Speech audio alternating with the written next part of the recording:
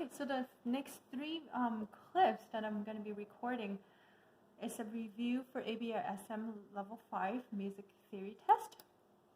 Ever since we start taking any sort of music lessons, we are given three things. Basically, pitch, and then rhythm, and some kind of performance direction. So like this, usually you'll get a time signature, and you will get a note value, and then how long to hold it, and then sometimes you'll get performance direction. So my clips are only going to be about the pitch part and the rhythm part, not so much the performance directions, because the performance directions are basically the terms that you will have to memorize. Okay, so let's start by reviewing things that has to do with pitch. For level 5, you will have to know 4 clefs. The treble clef, the bass clef, the alto clef, and the tenor clef. One important thing to remember is that this note, do, it's a C. It's equivalent of this particular C, the bass clef, equivalent of this one and that one. So when they ask you to transpose or write in different octave and stuff, be very careful of the equivalent. So let's say if they want this G would have been here, and it would have been here and there. Okay, so then that's basically the notes. And then if you think about it, we have double sharps and double flats. So this still has to do with notes. If you take a B and you flat it twice, oh, it's double flat, then it's inharmonic with A. By inharmonic, it means that there are two things that sound the same, but they're spelled different. So these two are actually the same sound. And then you could have double sharp. Be careful, double sharp is an X. So C, C sharp, C double sharp will be equivalent of a D. Okay. So when we're talking about music, it's very important to talk about keys. Let's start with major keys.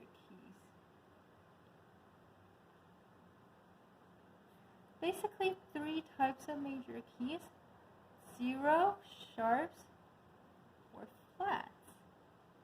This is C major. Then you will have sharp keys and flat keys. All flat keys have flat in their names besides F. How do you find the key signature for a sharp key? If, let's say, E major, you go down a half step from, first of all, you got to know the order of sharps. F, C, G, D, A, E, V. The flats go B, E, A, D, G, C, F. So if it's a sharp key, you go down half step from the tonic. By tonic, it means the first note of a scale. So E half step below, E, D sharp, then it'll be all the sharps up until D sharp. So the key signature would be F, C, G, D for E major. Then of course, if you already know the key signature, then you have to do it the other way around, right? Let's say you're given the key signatures being F, C, G, D, A, and you go up a half step from A sharp, which will be B, then this thing is so-called B major. Those are the sharp keys. Then let's talk about the flat keys. Flat keys, the order flats, like I said before, B, E, A, D, G, C, F. You just add one beyond the tonic. So if it's A flat major, you just add one beyond. And then if it's if they give you the flats like this, then it's the one before the last one. So this is D flat major. if you really forget all the information I just talked about, the most basic way is to count the whole steps and the half steps. We all know C major is like this. C to D, whole step. D to E, whole step. E to half, half, whole, half. Then you can start that pattern on any given note. Let's do on D. Half step higher than D, E, half step higher than E. Oh, sorry, I said it wrong. I think I said it wrong, I'm so sorry. Whole step higher than D is E. And then E to F sharp. The reason why it's F sharp because it's got to be a whole step. And this is a half step. And then that's whole, because B to C sharp, half. Okay, so that's that. Once you know major scales, then obviously you will have to know minor scales. We know that C major and A minor are also called relative keys because they have the same key signature. They are 3 half steps and 3 letter names apart. So, for example, another set of relative keys would be G major and E minor. They are 3 half steps apart, and 3 letter names apart. Okay. Thankfully, there's only one type of major, but there's 3 types of minor scales. You have the natural minor, you have the harmonic minor, and you have the melodic minor. This follows the key signature, easy. Harmonic minor, you raise the 7th note. Melodic minor, you raise the 6th and the 7th note. And then descending, going up, but descending is descending, going down, is the same as natural. Okay, so let's use A minor as example. A harmonic minor will be A, B, C, D, E, F, G sharp, A. Both ways will be the same. However, when it comes to melodic A, B, C, D, E, F sharp, G sharp, A, coming down, G will be natural, F will be natural, E, D, C, B, A. That's that. Okay, now I'm going to give you a few questions about key naming is, and then if you want to know the answer, you can email me. I will probably attach an email on this YouTube clip. Okay, please name the following keys.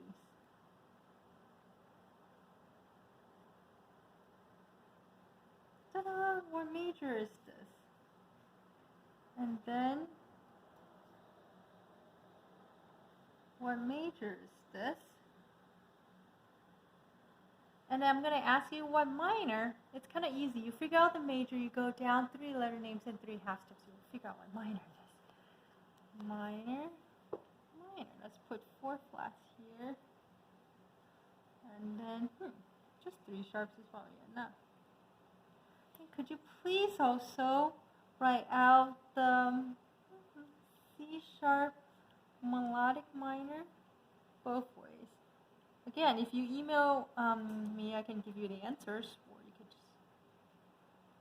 Okay, so that's that. And then when you're taking the ABRAM level 5, they expect you to know how to write the key signatures in these 4 different clefs. Treble,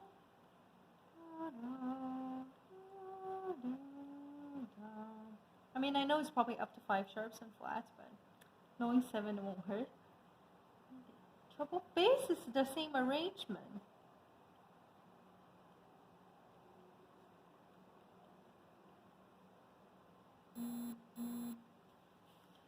And then alto clef, thankfully, is still the same arrangement.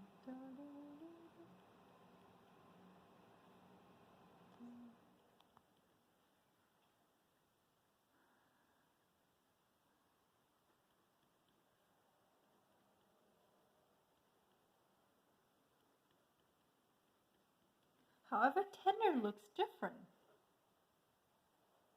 Tenor, you have to start down low.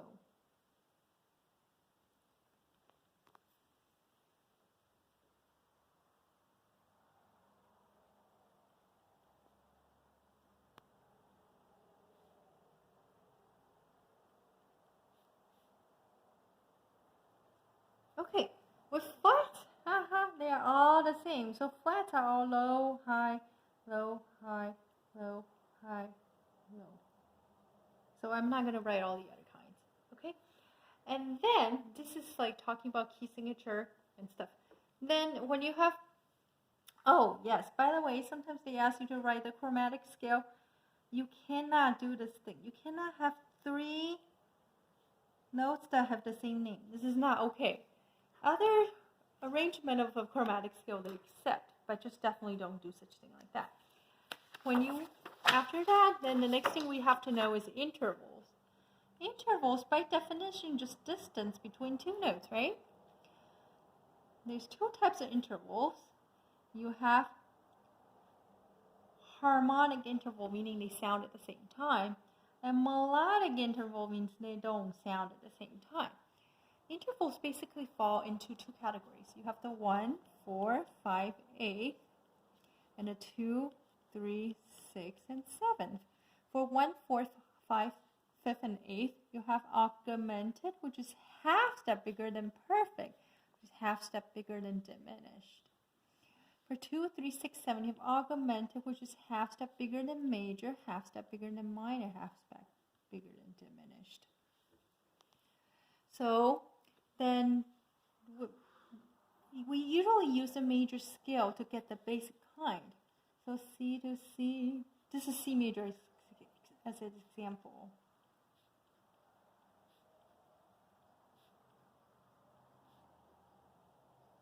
Okay, that's perfect 1. Major 2nd, major 3rd, perfect 4th, perfect 5th, major 6th, major 7th. Okay, so for instance, Do, C to A. Right now we know it's a major 6 because the distance between any first note and 6th note of any major scale is a major 6. But now you can play around with it. If you take away a half step in the distance in between, now this becomes a minor 6 because a half step has been taken away. That's sad. Alright, you can add a half step from the original too. C to A sharp, you're increasing it by a half step. So it goes bigger. Now this is augmented 6. Then how do you create a diminished 6? That's not too difficult. You just have to somehow take away 2 half steps. Reduce 1 on top, reduce 1 on the bottom. That works. But of course, if you're given a no in the exam to write a minor 6 above, a diminished 6 above, you're not allowed to do that. You must do this because we don't get to change the given no. Okay. Then there's such thing called compound intervals. Basically, it's things that are wider in octave. So we can start having compound intervals when it becomes a knife. Let's say C to D. You can call it major ninth, or you could just call it compound major second. That works. So the quality, when you have that added octave stuff inside, is still the same. So let's say a major third, compound major third is like a major 10th. Okay, and then musicians are crazy. We don't just call the first note, second note, like that. So we're going to use C major as example. C, D, E, F, G, A, B, C. First note of any major scale is called a tonic. Second note, supertonic. These are called technical names or scale degree names. And then this is the median, the subdominant, the dominant, submedian, and leading tone. And back to tonic. Okay. These names are actually not hard to remember because the distance of fifth is called dominant. So in C major, C to G, that's the dominant. Distance of the fifth below, is subdominant. The distance of the third is median, and A in C major is called submedian because it's a third below tonic. Okay, So that's that. And oh, okay. So after 2 notes, then you will have 3 notes, and those are the triads. In the ABRAM level 5, they usually 2 places you need to know triads for. One is they ask you to do a Roman numeral analysis of the triads, and the other ones they ask you to harmonize a melody. Okay, so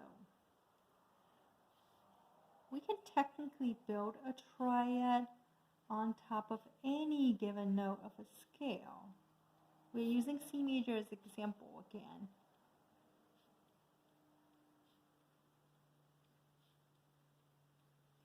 For ABRAM level 5, you don't have to do uppercase or lowercase. It's all the same case. So in a way, that's kind of easy. Who cares if it's major or minor? They're all uppercase. Okay. So for the place that you will be asked to harmonize something, you only need to know 1, 2, 4, 5. Okay, so why don't I just try to create a melody right now? Let's do it in C major. Time signature, how about 3, 4?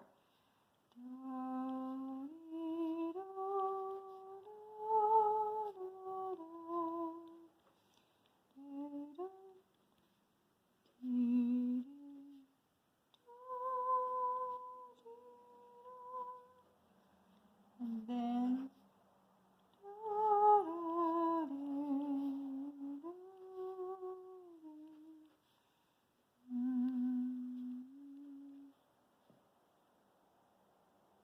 yeah, that's bad because I want to end with authentic cadence or so-called perfect cadence. Don't worry if you don't remember what perfect cadence is. This is basically 5 to 1. Okay. Then you just look at the notes. Da, da, da, da. It matches that one, so you put a 1 here. Da, da, da, da, da, this one. This is what we call a passing tone. It's so short. Who cares? As long as these other 2 works, good enough for us. Da, da, da, da. It's basically this chord, right? It's G, B, D. It's a B so short, it's like a neighbor tone, but you don't have to worry about the passing the neighbor because I think it's beyond level 5, so don't worry about it right now. So just 1, da, da, da, matches this one. Da, da. In this case, because you're only using 1, 2, 4, 5, so obviously it would be 1, it cannot be 3. Da, da. This is basically the 5 chord, missing the G. It's missing the G. That's so sad, but it's okay. We can give it to it. And then da. Okay. So the other place that these triads do occur are they ask you to analyze a chord. And when it's like that, let's say if the given chord is like this, please pay attention to pay attention to what's in the bottom, like the very bottom, like what the left hand is playing, what the cello, what the double bass is playing. The lowest note gives you the inversion. Okay, first thing you do, you stack it up in thirds. And then you look for the lowest note. If we're in the key of C major, because C is the first note of the scale, it's a 1. Because G is the lowest note, A, B, C. If C is the lowest note, we call it root position. If E is the lowest note, we call it first inversion. If G is the lowest note, we call it second inversion. And because G is the lowest note, so it's second inversion, we put a C there. We're still in C major. Let's say you get this. First of all, please take the time to stack them up in thirds.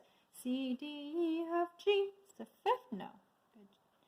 G, B, D. Wow, another second inversion chord. Right? Because the D is the lowest note. A, B, C. Ta-da! 5, C.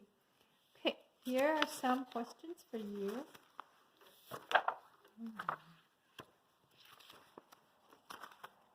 Oh no, I think I'm out of staff paper. That's okay. I'll just write the questions this way. Intervals. Please solve the following melodic intervals. What is this? I just said melodic interval, didn't I? So it cannot be stacked up. Alright, it has to go over here. Melodic interval, what is this? Question mark. And what is this?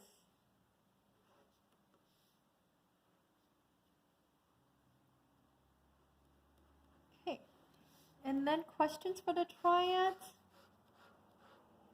You are in the key of D minor. And then what if you see this one?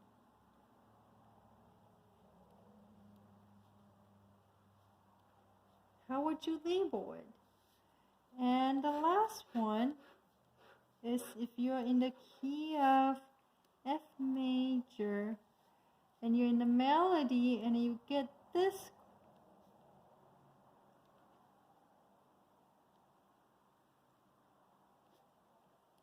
which chord would you use to harmonize it? And I think that's the end of this clip.